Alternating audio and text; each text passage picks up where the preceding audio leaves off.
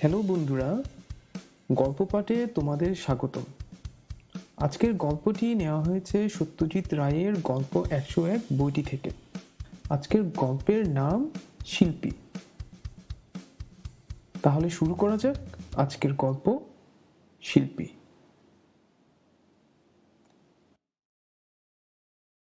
অবনী ছবিটার দিকে কিছুক্ষণ চেয়ে রইল। অয়েল পেন্টিং, একজন মাঝবয়সী সুপুরুষ ভদ্রলোকের পোর্ট্রেট। অবনীশের স্টুডিওর এক কোনায় আরও 8-10টা ছবির পিছনে দাঁড় করানো ছিল। অবনীশের আঁকা প্রথম oil portrait. Government art college থেকে সে 2 বছর হলো পাশ করে বেরিয়েছে। ছাত্র অবস্থায় অবশ্যই সে আরও পোর্ট্রেট করেছে এবং তাতে বেশ নামও হয়েছিল। অবনীশের ইচ্ছা সে ছবি আঁকাকেই পেশা হিসাবে নেবে, কিন্তু কিভাবে শুরু করবে সেটাই হচ্ছে প্রশ্ন। অবনীশের বাড়িতে তার বাবা মা আছেন, একটি ছোট বোন ছিল, তার সম্প্রতি বিয়ে হয়েছে। বাবা হিমাংশু বোস ব্যারিস্টার এবং ভালো প্র্যাকটিস। ছেলেকে তিনি চিরকালই উৎসাহ দিয়ে এসেছেন। তিনি একদিন অবনীশকে ডেকে জিজ্ঞেস করলেন, তুই তো আর্টিস্ট হবি, তাই তো? ইচ্ছা আছে, বলল অবনীশ। তোর আঁকার সরঞ্জাম সব রয়েছে? কিছু ক্যানভাস, একটা ইজেল আর কিছু রং কিনতে পারলে ভালো হতো। বেশ তো, কিনবিক্ষণ। কত লাগবে বলিস, আমি টাকা দিয়ে দেব। সেসব সরঞ্জাম কেনা হয়ে গেছে, কিন্তু অবনীশ এখনো ছবি আঁকতে শুরু করেনি। ইজেলে সাদা ক্যানভাস খাটানো রয়েছে, তাতেই ছবি ফুটে উঠবে, কিন্তু কবে বা কি ছবি তা অবনীশ এখনো ভেবে পায়নি। অম্বিকা সেনগুপ্তের পোর্ট্রেট আঁকার ব্যাপারটা নিখিলই দেয়। নিখিল অবনীশের অনেক দিনের বন্ধু। যদিও সে আর্টিস্ট নয়, তারা দুজনেই একসঙ্গে স্কুলে পড়েছে। তারপর দুজনের পথ আলাদা হয়ে গেলেও বন্ধুত্ব রয়েই গেছে। নিখিলের বাবা রজনী দত্ত ডাক্তার। নিখিল একদিন এসে সাদা ক্যানভাস দেখে বলল, কিরে, এখনো আঁকা আরম্ভ করিসনি? অবনীশ মাথা চুলকে বলল, কি আঁকবো সেটা ঠিক করলে তবে তো আঁকা শুরু হবে। কেন, পোর্ট্রেট তোর যেটা স্পেশালিটি। কার পোর্ট্রেট? রাস্তা থেকে লোক ধরে এনে তো পোর্ট্রেট করা যায় না, আর আজকাল ফটোগ্রাফির যুগে অয়েল পোর্ট্রেট করানোর রেওয়াজ প্রায় উঠেই গেছে। আমাকে 2 দিন ভাবতে দে। 2 দিন বাদে নিখিল এসে অবনীশকে জিজ্ঞেস করলো, অম্বিকা সেনগুপ্তর নাম শুনেছিস? অবনীশ শোনেনি। স্টিফেন অ্যান্ড গিলফোর্ড কোম্পানির একজন চাই, বাবার বিশেষ বন্ধু। একদিন ক্লাবে নাকি আক্ষেপ করে বাবাকে বলেছিলেন, পুরনো রেওয়াজ সব উঠে যাচ্ছে, এটা অত্যন্ত আফসোসের ব্যাপার। বাবার একটা পোর্ট্রেট আছে আমাদের ড্রয়িং রুমে, 50 বছর আগে বিখ্যাত প্রবোধ চৌধুরীর করা। চমৎকার, ফটোতে ওই আভিজাত্যটাই নেই। বাবা তাতে বললেন, তুমি একটা নিজের পোর্ট্রেট করাও না, বাধাটা কোথায়? সেনগুপ্ত নাকি দীর্ঘশ্বাস ফেলে বলেছিলেন, সেরকম আর্টিস্ট কোথায়? এই গল্প নিখিল গতবার বাবার মুখে শোনার পরেই তার মাথায় বুদ্ধিটা খেলে। পোর্ট্রেট তুই খুব ভালো পারবি, একেবারে ভেটারেন আর্টিস্টের মতো। বাবা বলেছেন সেনগুপ্তকে বলবেন। 3 দিন বাদে নিখিল অবনীশের কাছে এলো, বলল, তোর ডাক পড়েছে। কোথায়? 7 নম্বর রয়েট স্ট্রিট, অম্বিকা সেনগুপ্তের বাড়ি। কবে, কখন যেতে হবে? রবিবার সকাল 9টায়। দুরু দুরু বুকে যথাসময়ে অবনীশ গিয়ে হাজির হলো 7 নম্বর রয়েট স্ট্রিটে। বেয়ারা বসবার ঘরে বসালো অবনীশকে। 3 মিনিটের মধ্যে আসল লোকের আবির্ভাব। সত্যি ছবি আঁকার মতো চেহারা। তুমি অয়েল পোর্ট্রেট করো? ভদ্রলোক জিজ্ঞেস করলেন। আগে হ্যাঁ, তোমার খুব প্রশংসা করেছে আমার বন্ধু ডাক্তার রজনী দত্তের ছেলে। কদিন নাও তুমি একটা পোর্ট্রেট করতে? দিন 10-এর বেশি লাগে না। তাহলে কালই শুরু করে দাও। আমার আবার কলকাতার পাট গুটিয়ে দিল্লির অফিসে চলে যেতে হতে পারে। আমার এখানেই আসবে, সকাল 8টা থেকে 9টা পর্যন্ত টাইম দেব তোমায়। তোমার রেট কত? আমি তো প্রফেশনাল কাজ শুরু করিনি, কাজেই যা ভালো বোঝেন তাই দেবেন। সব আছে। ঠিক আছে। আরেকটা কথা, 3 দিনের দিন যদি দেখি ছবি আমার পছন্দ হচ্ছে না, তাহলে সেখানেই থামতে হবে। তোমার এক্সপেন্সেস আমি দিয়ে দেব, তবে স্বভাবতই পুরো পারিশ্রমিক পাবে না। এতেও অবনীশ বলল, ঠিক আছে। পরের দিন কাজ শুরু হয়ে গেল। অবনীশকে একটা রিক্সা ভাড়া করতে হয়েছিল সরঞ্জাম আনবার জন্য। অম্বিকা সেনগুপ্ত ঘড়ির কাঁটায় কাঁটায় ঠিক 8টার সময় হাজির হলেন বৈঠকখানায়। কোথায় বসাবে আমাকে? ভদ্রলোক এসে জিজ্ঞেস করলেন। আগে এই উত্তরের জানলাটার পাশে হলে ভালো হয়। নর্থ লাইটটা পোর্ট্রেটের পক্ষে সবচেয়ে ভালো লাইট। হাতে বইটই কিছু লাগে না? পাশে টেবিল থাকবে না? আজকাল ওসব উঠে গেছে। আমি আপনার যাকে বলে আবক্ষ পোর্ট্রেট করব, আপনি এই চেয়ারটায় বসবেন, দাঁড়াবার দরকারই নেই। বাহ, এই তো তেমন কঠিন ব্যাপার বলে মনে হচ্ছে না। 3 দিনেই দেখা গেল ছবিতে মিস্টার সেনগুপ্তকে চেনা যাচ্ছে। ভদ্রলোক কাজ দেখে অবনীশের পিঠে দুটো মৃদু চাপড় মেরে বললেন, এক্সিলেন্ট, ক্যারি অন। অবনীশের কাঁধ থেকে একটা বোঝা নেমে গেল। কিন্তু তার পরের দিনেই এলো দুঃসংবাদ। তোমাকে আর 3 দিনের বেশি সময় দিতে পারছি না অবনীশ, বললেন অম্বিকা সেনগুপ্ত। আমাকে বুধবার অর্থাৎ আজ থেকে 4 দিন পরে দিল্লি চলে যেতে হচ্ছে, তল্পি তল্পা গুটিয়ে। কদিনের জন্য তা বলতে পারবো না, বছর 2-1 তো বটেই। মাঝে মাঝে আসতে হতে পারে, কিন্তু তার মধ্যে তোমায় সময় দিতে পারবো না। অবনীশের মনটা ভেঙে গেল। সে নিজেও বুঝতে পারছিল যে কাজটা খুব ভালো এগুচ্ছে। 3 দিনে যে ছবি শেষ হবে না তাতে কোনো সন্দেহ নেই। তাহলে আপনি কি অসমাপ্ত ছবি সঙ্গে নিয়ে যাবেন? সে আর কি করে হয়, যতদূর করতে পারো সেই অবস্থাতেই তোমার কাছে থাকবে ছবিটা। অবশ্যই তোমার পারিশ্রমিক তুমি পাবে। 3 দিনে মনের জোরের সঙ্গে হাতের জোর মিলিয়ে অবনীশ ছবির 12 আনা শেষ করে ফেলল। অম্বিকা সেনগুপ্ত এবার দেখে বললেন, ব্রিলিয়েন্ট, ব্রিলিয়েন্ট। তোমার ভবিষ্যৎ খুবই উজ্জ্বল অবনীশ। আমি টাকা সঙ্গেই এনেছি, এই নাও তোমার পারিশ্রমিক। অবনীশ দেখলো মিস্টার সেনগুপ্ত তাকে 500 জায়গায় 60টা কর করে 100 টাকার নোট দিয়েছেন। অম্বিকা সেনগুপ্তের পোর্ট্রেটের পর্ব এখানেই শেষ হলো। এবার অবনীশ তার পেশাদারী শিল্পী জীবনের জন্য তৈরি হলো। ছবি এঁকে রোজগার তো করতেই হবে। বাপের অনুগ্রহে আর কতদিন চলবে? কি ঢঙে ছবি আঁকবে সে, সাবেকি না আধুনিক, সেই নিয়ে তার মনে প্রশ্ন জেগেছে, যদিও তার উত্তর সে এখনো খুঁজে পায়নি। অম্বিকা বাবুর চলে যাওয়ার মাসখানেক পরে চিত্রকূট গ্যালারিতে আধুনিক ভারতীয় শিল্পীদের একটা প্রদর্শনী হলো। অবনীশ গেল দেখতে, এবং দেখে সে হতবাক হয়ে গেল। যে ছবির না আছে মাথা না আছে মুন্ডু, তার দাম আকাশ ছোঁয়া, আর সেই দামে লোকে সে ছবি কিনছে বাড়িতে টাঙিয়ে রাখার জন্য। 40টার মধ্যে 19টা ছবির ফ্রেমে লাল গোল কাগজ আটা। তার মানে ছবি বিক্রি হয়ে গেছে। অথচ আজ সবে প্রদর্শনীর 4র্থ দিন। মিনিট 15 পরে অবনীশ গ্যালারি থেকে বেরিয়ে এলো। সে মন স্থির করে ফেলেছে চলে যাক মডার্ন আর্ট। সে তার নিজের ঢঙে ছবি আঁকবে। সে ছবি লোকে নিক বা না নিক। 6 মাসে অবনীশ 32খানা ছবি আঁকলো। কিন্তু প্রাকৃতিক দৃশ্য আঁকার জন্য তাকে বাইরেও যেতে হয়েছিল। পুরী, ঘাটশিলা, গ্যাংটক। সে বুঝেছে ল্যান্ডস্কেপেও তার হাত খারাপ নয়। নিখিল এলো একদিন ছবি দেখতে। ডেকে টেকে বলল, দুর্দান্ত হয়েছে তোর ছবি। তবে ভয় হয় কি জানিস, আজকাল ছবির চেহারা আর লোকের রুচি এত পাল্টে গেছে যে তোর ছবি বাজারে চলবে কিনা তাই ভাবছি। তুই এক্সিবিশন করবি তো? ইচ্ছে তো আছে বটে, ছবি বিক্রি না হলে রোজগার হবে কি করে? একটা গ্যালারির নাম হয়তো তুই শুনেছিস, রূপম। তার মালিক পুরুষোত্তম মেহরা বাবার পেশেন্ট। কঠিন ব্যায়াম থেকে বাবা ওকে সারিয়ে তুলেছিলেন। মেহরা মোটামুটি সেকেলে লোক, যদিও ছবি যা দেখায় সবই মডার্ন। আমি ওকে ফোন করে রাখছি, তুই তোর গোটা 2-1 ছবি নিয়ে গিয়ে এঁকে দেখা। ভদ্রলোক হয়তো প্রদর্শনী করতে রাজিও হয়ে যেতে পারেন। অবনীশ নিখিলের কথা মতো মেহরার সঙ্গে টেলিফোনে অ্যাপয়েন্টমেন্ট করে 3টে বাছাই ছবি সঙ্গে নিয়ে ভদ্রলোকের সঙ্গে দেখা করল। মিস্টার মেহরা ছবিগুলোর দিকে মিনিট খানেক তাকিয়ে থেকে বললেন, এ তো দেখছি সবই চিনতে পারছি মানুষের মতো মুখ। বাড়ির মতো বাড়ি, গাছের মতো গাছ।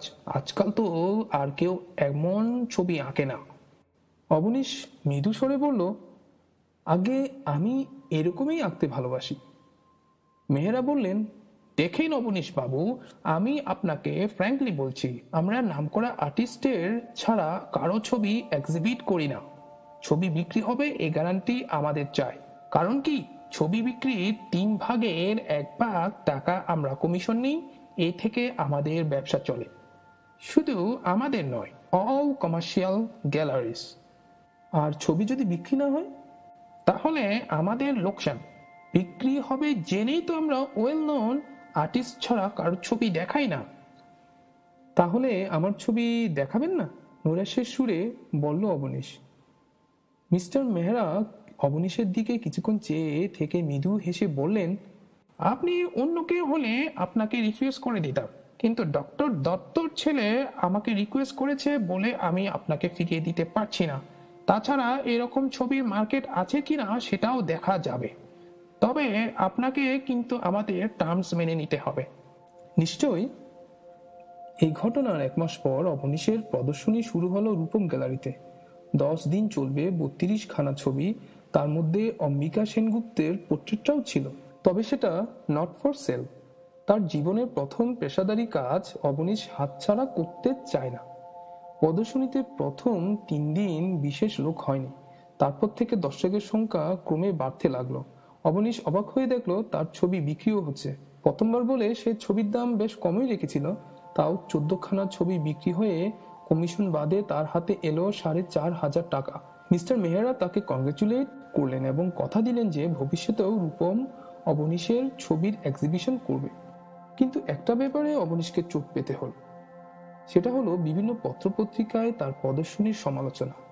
বেশিরভাগ সমালোচকই বলেছেন যে অবনীশের মস্ত দোষ হলো সে সময়ের সঙ্গে তাল রেখে চলছে না।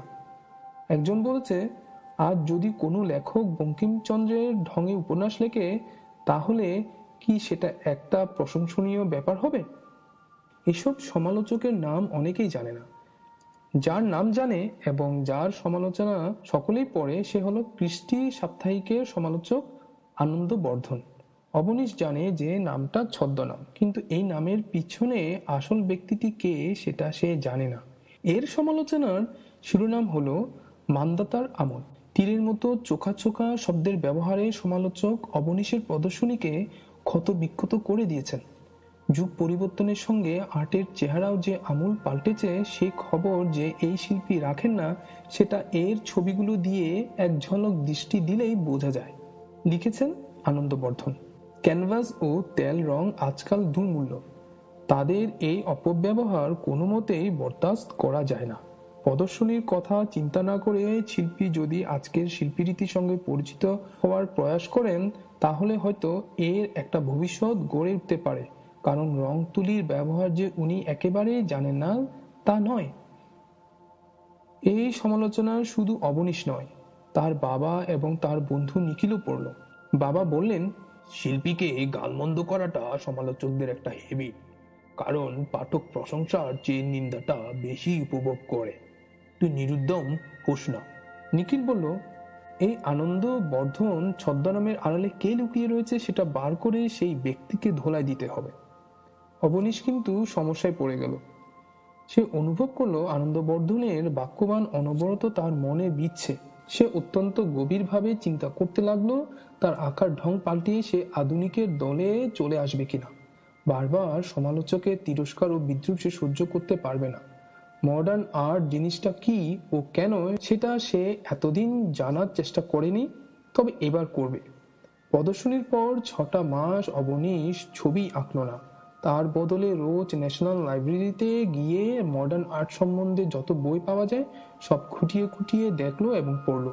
তার ফলে সে জানলো যে 20 শতাব্দীর গোড়া থেকে প্রধানত ফ্রান্সে কিছু শিল্পীর প্রভাবে আর্টের জগতে এক বিপ্লব ঘটে।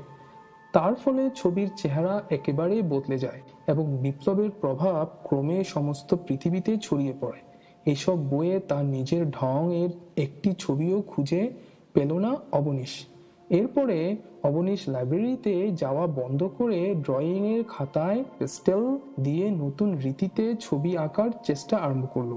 এভাবে প্রায় 30খানা ছবিতে ভরে গেল। ইজেলে সাদা ক্যানভাসে খাটানো রয়েছে, কিন্তু তাতে একটা আঁচড়ও পড়েনি। নিখিল একদিন এসে বলল, কি রে, তুই কি ছবি আঁকা ছেড়ে দিলি নাকি? অবনীশ বলতে বাধ্য হলো যে সে তার ছবির ভোল পাল্টে আজকের দিনের শিল্পীদের দলে আসার চেষ্টা করছে। মডার্ন আর্ট তো খুব সোজা, বলল নিখিল। একটা ক্যানভাস খাটিয়ে তাতে কাগের ঠ্যাং, বগের ঠ্যাং এঁকে ভরিয়ে দে, ব্যাস, হয়তো 1000 টাকায় বিক্রিও হয়ে যেতে পারে সেই ছবি। অবনীশ তার বন্ধুর কথা খুব পছন্দ করলো না। সে বুঝেছে মডার্ন আর্ট অত সোজা নয়। সেটা ঠিকভাবে করতে গেলে শিল্পীর দেশ বিদেশের সাবেকি আর্ট ও লোকশিল্পের সঙ্গে পরিচয় থাকা চাই। সে পরিচয়ের জন্য সময় লাগে, অধ্যবসায় লাগে। তা হোক, অবনীশ বুঝেছে যে তাকে এই পথেই যেতে হবে। আনন্দবর্ধনকে বলতে হবে, হ্যাঁ, অবনীশ ঘোষ সার্থক শিল্পী, তার ছবিকে আর অবজ্ঞা করা চলে না। 2 বছর ধরে অবনীশ আধুনিক ছবি আঁকলো, একবার ইজেলে ক্যানভাস খাটিয়ে অয়েল পেন্টিং। এই সময়ের মধ্যে স্বভাবতই তার কোনো রোজগার হয়নি। বাবা আবার তাকে সাহায্য করলেন, বললেন, তোর ছবি এখন আর বুঝতে পারছি না, কিন্তু এটা বুঝছি যে তুই একটা তাগিদ অনুভব করছিস। তুই যতদিন আবার এক্সিবিশন না করিস ততদিন কি খরচ লাগছে না লাগছে সেটা আমাকে জানাতে দ্বিধা করিস না। অবনী বুঝলো এমন বাপ না থাকলে তার শিল্পী জীবন একেবারেই শেষ হয়ে যেত। আজকাল অবনীশের একটা ছবি আঁকতে বেশ সময় লাগে। একটু বড় ক্যানভাস হলে 2 মাসও লেগে যায়। তাই 2 বছরে তার ছবির সংখ্যা হলো মাত্র 22। এই সময় একদিন মেহেরার কাছ থেকে একটা ফোন এলো। কি খবর অবনীশ বাবু, আপনি কি ছবি আঁকা স্টপ করে দিয়েছেন? অবনীশ বলল, সে এখনো নিয়মিত ছবি আঁকছে। তাহলে একদিন আপনার বাড়ি গিয়ে দেখি আপনার নতুন ছবি। মেহরা এলেন এক রবিবার সকালে। অবনীশ তাকে তার স্টুডিওতে নিয়ে গেল। এ কাজ আপনার? অবাক হয়ে প্রশ্ন করলেন মিস্টার মেহরা।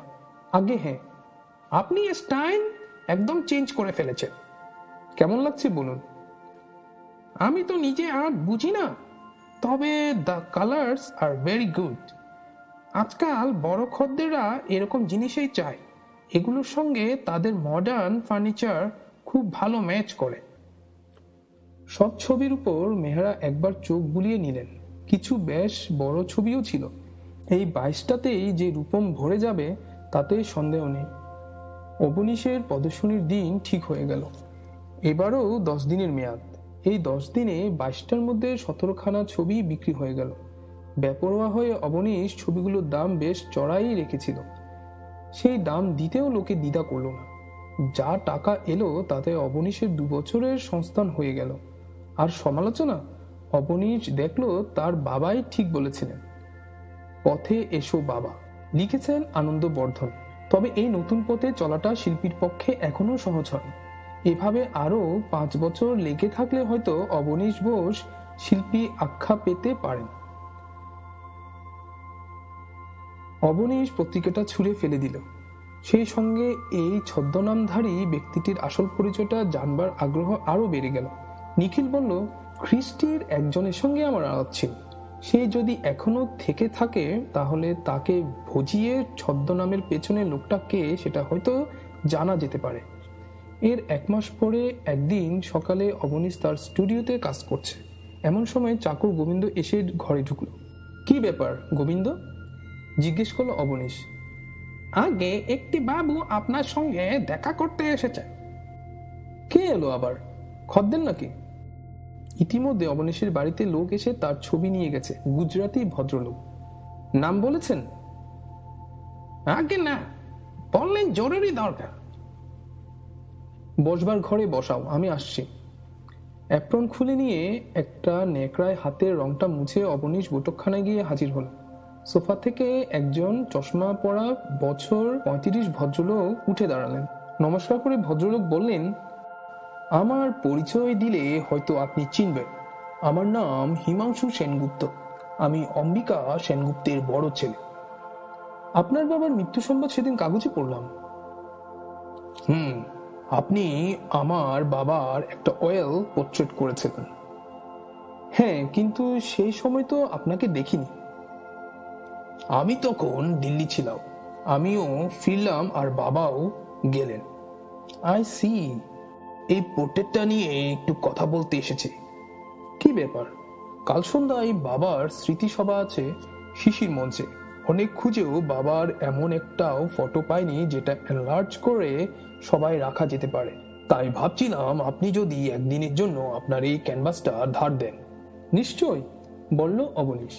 এ নিয়ে কোনো প্রশ্নই উঠতে পারে না। আপনি কি এটা এখনই নিয়ে যেতে চান? হাতের কাছে আছে কি? আমার ঠিক একদিনের জন্যই দরকার। আপনি 5 মিনিট বসুন, আমি নিয়ে আসছি। অবনীশ জানতো ছবিটা কোথায় আছে। সেটা বার করে আবার ধুলো ঝেড়ে একটা খবরের কাগজে মুড়ে এনে হিমাংশু সেনগুপ্তের হাতে দিল। ভদ্রলোক সেটা হাতে নিয়ে আন্তরিক ধন্যবাদ জানিয়ে চলে গেলেন। অবনীশ স্টুডিওতে ফিরে যাচ্ছিল, এমন সময় নিখিল এসে ঢুকল। কাকে বেরোতে দেখলাম রে? প্রশ্ন করল নিখিল। অবনীশ একটু ম্লান হাসি হেসে বলল, আমার প্রথম অয়েল পোর্ট্রেটের সাবজেক্টের ছেলে, অর্থাৎ অম্বিকা সেনগুপ্তর ছেলে। বটে, নাম বলেছে? হ্যাঁ, হিমাংশু। ছবিটা নিল কেন? ওর বাবার স্মৃতিসভা আছে, ভালো ফটোগ্রাফ পাইনি, তাই এই পোর্ট্রেটটা রাখবে। তুই খুব ভুল করেছিস। কিসে? ছবিটা দিয়ে। কেন? ওই তো বলেছিল মান্দাতার আমল। ইয়েস স্যার, আনন্দবর্ধন হিমাংশু সেনগুপ্তর ছদ্মনাম। অবনীশের মুখ থেকে অবাক ভাবটা কেটে গিয়ে একটা বিশেষ ধরনের হাসি ফুটে উঠল। তারপর চাপা সরে কথাটা বেরোল, পথে এসো বাবা, পথে এসো। হ্যালো বন্ধুরা, গল্পটি তোমাদের কেমন লাগলো? গল্পটি যদি ভালো লাগে তাহলে আমাদের মেসেজ অপশনে গিয়ে জানাতে ভুলো না। আমাদের চ্যানেলটি তোমরা অবশ্যই সাবস্ক্রাইব করবে, আর সাবস্ক্রাইব করলে আমাদের চ্যানেলটি অনেক বেশি গ্রো হবে। আমরা তোমাদের আরো নতুন নতুন গল্প শোনাতে পারবো।